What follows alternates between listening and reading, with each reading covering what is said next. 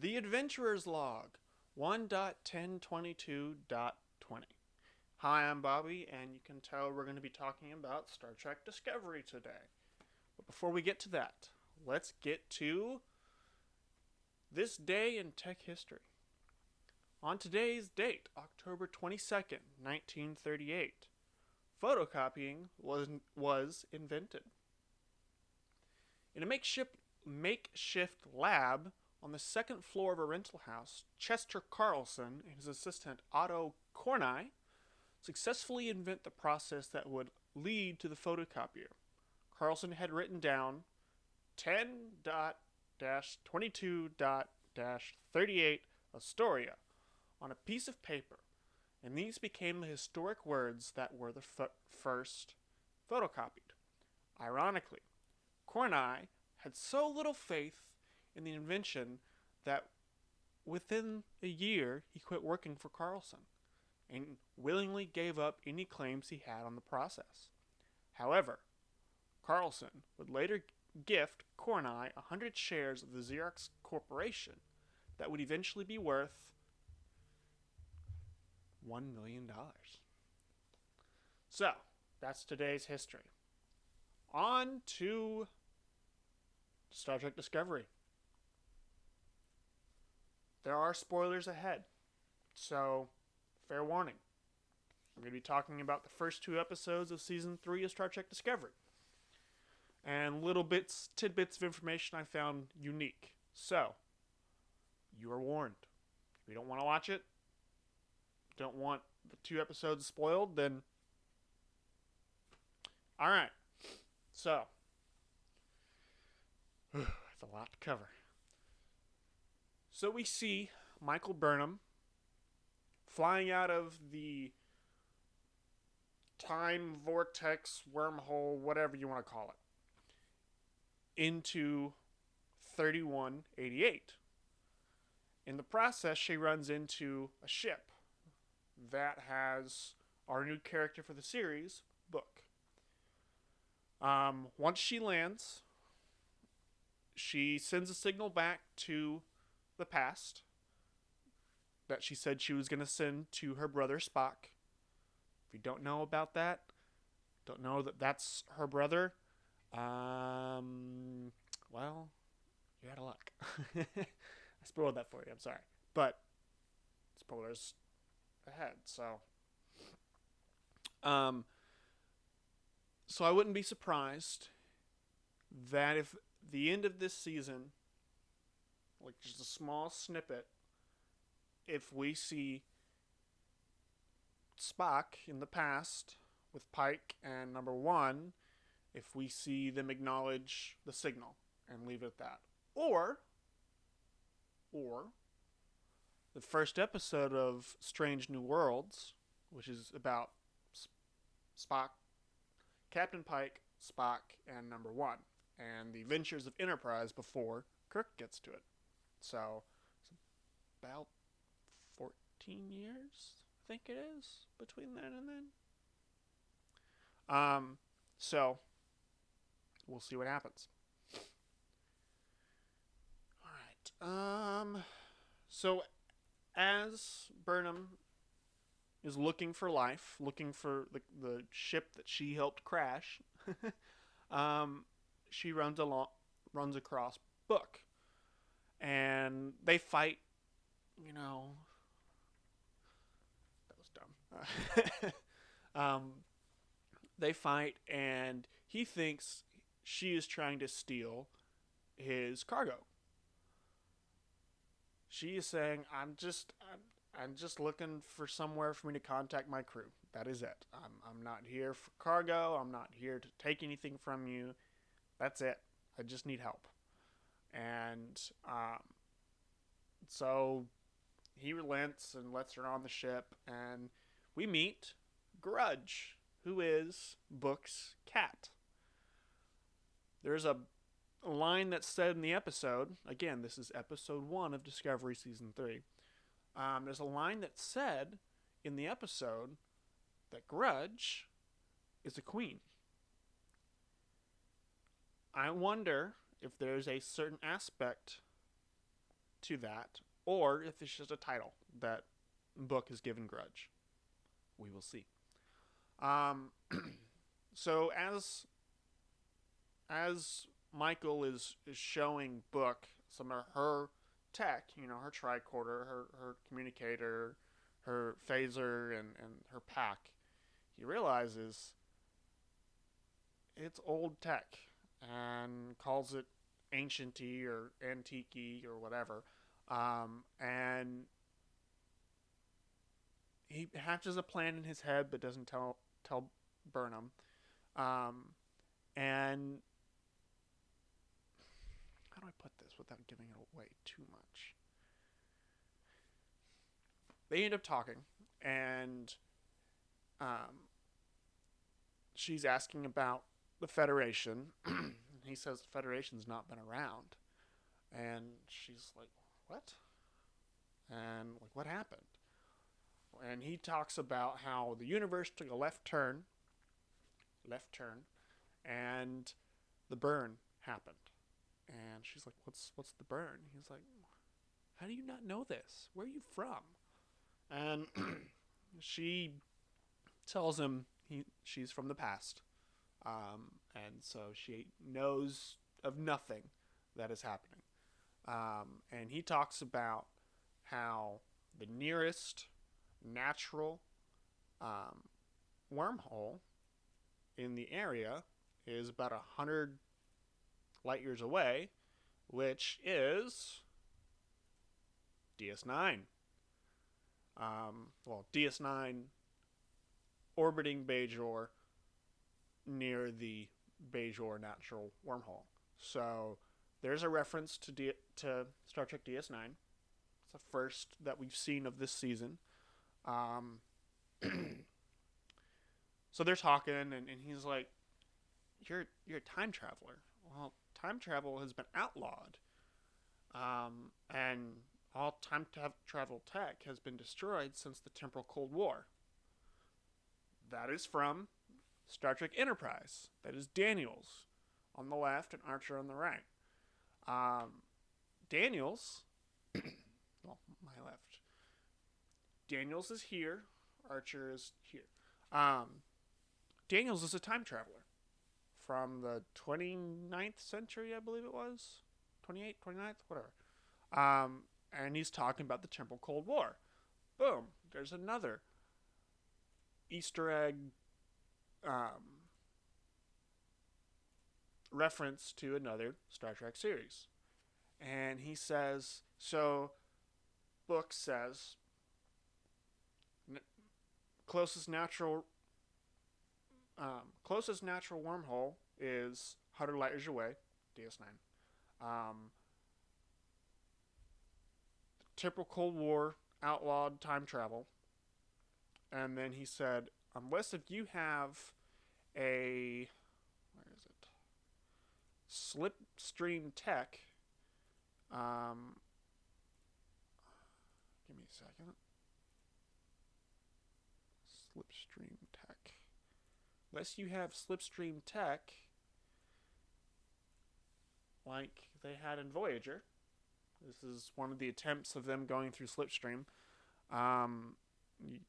That you're not going to be able to go anywhere in this galaxy without dilithium, which is the main quote unquote technology that allows them to travel at warp. And Burnham says, "Well,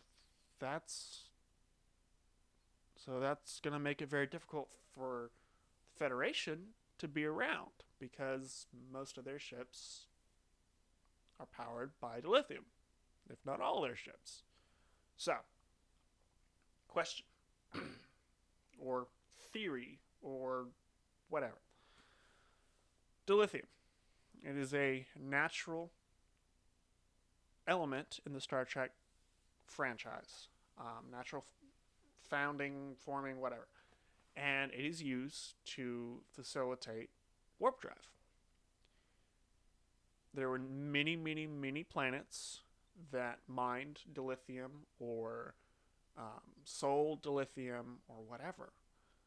So if there's numerous planets that had dilithium Does that mean all those exploded? Or just certain areas? So there's a theory out there that a species actually caused the burn. There is one species in the Star Trek franchise that I know of. There might be others, but one specifically um, that doesn't use dilithium. That is the Romulans. They use a mini singularity in their engines that help them achieve warp. So there's possibility it was intentional. So there's possibility it's intentional, possibility it was accidental. Both those still might be all over the galaxy, or it could be a natural happening phenomenon that still could possibly cripple the whole galaxy, not just their quadrant.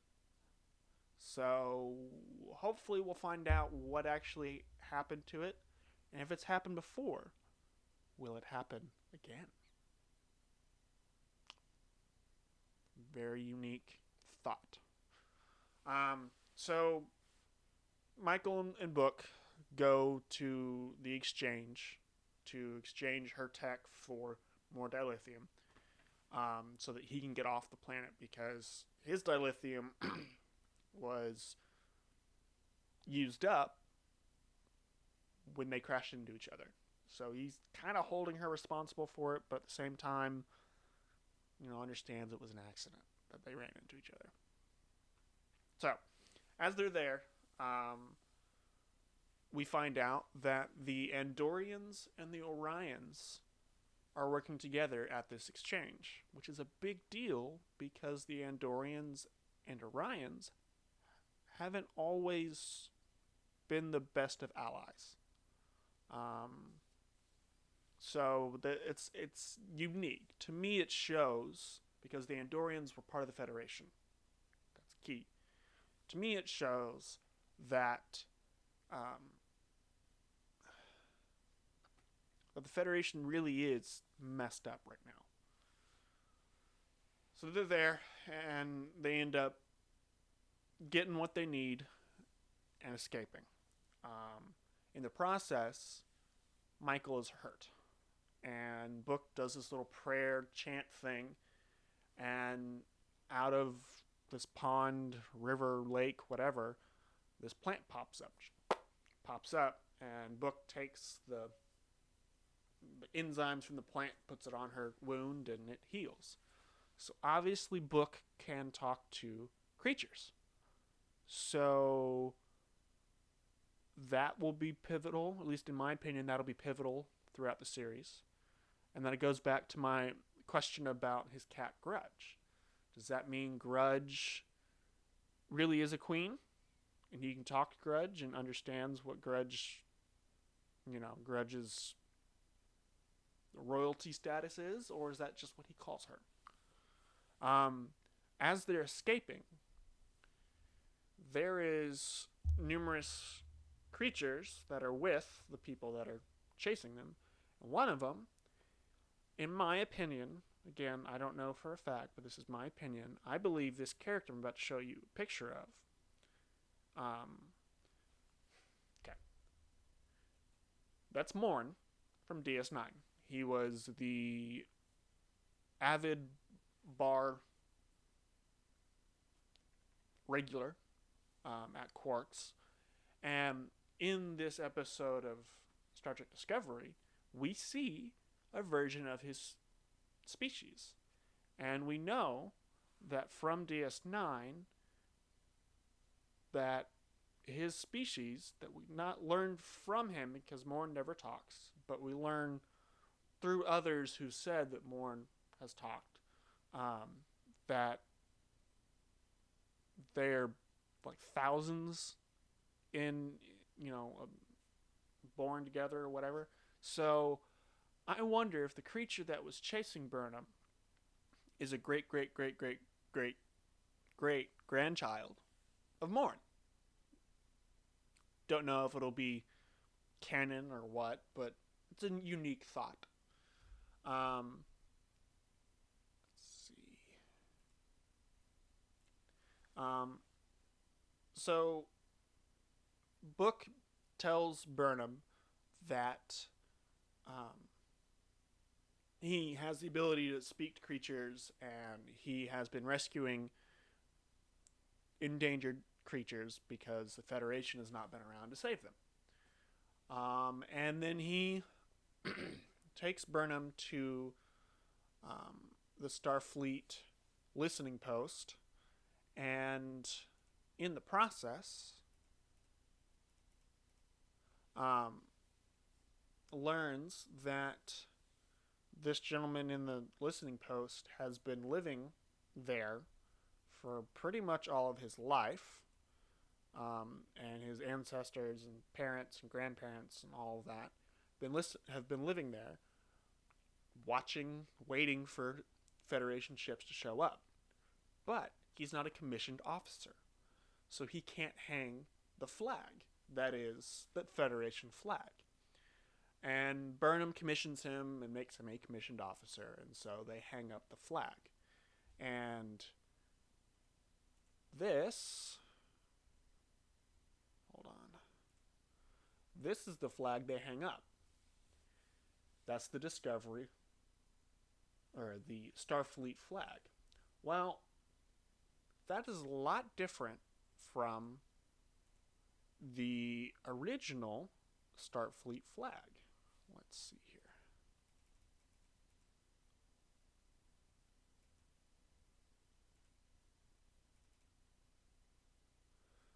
So that's the original Starfleet flag right there. Let me make that a little bigger.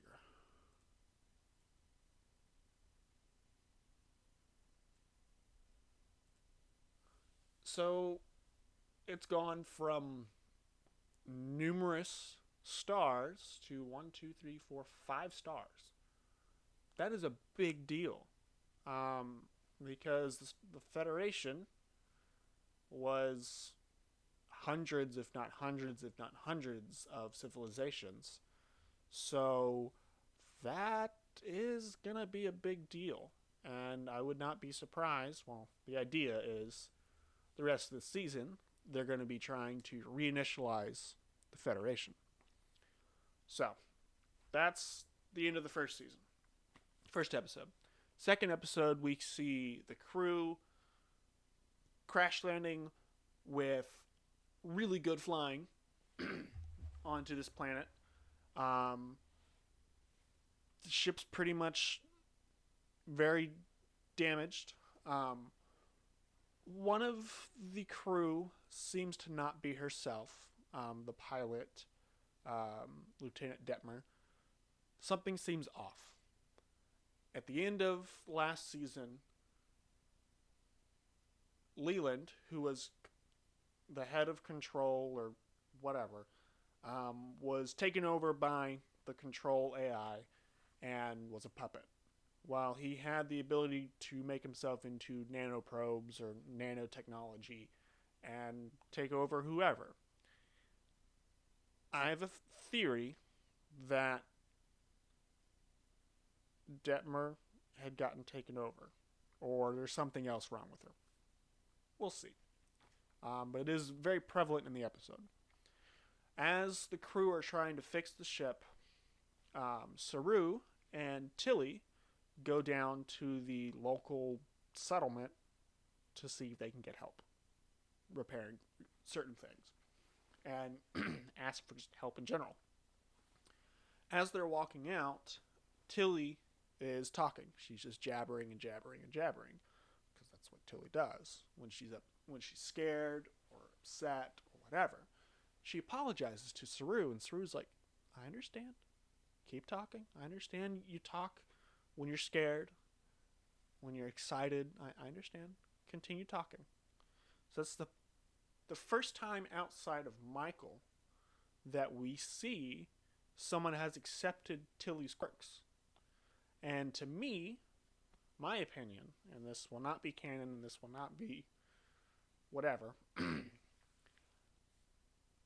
I love the character of Tilly because to me she is the viewer, because she says what she feels, she tells the viewers what's going on, but at the same time, she's not the stereotypical Starfleet officer. And she's young, super smart, socially inept.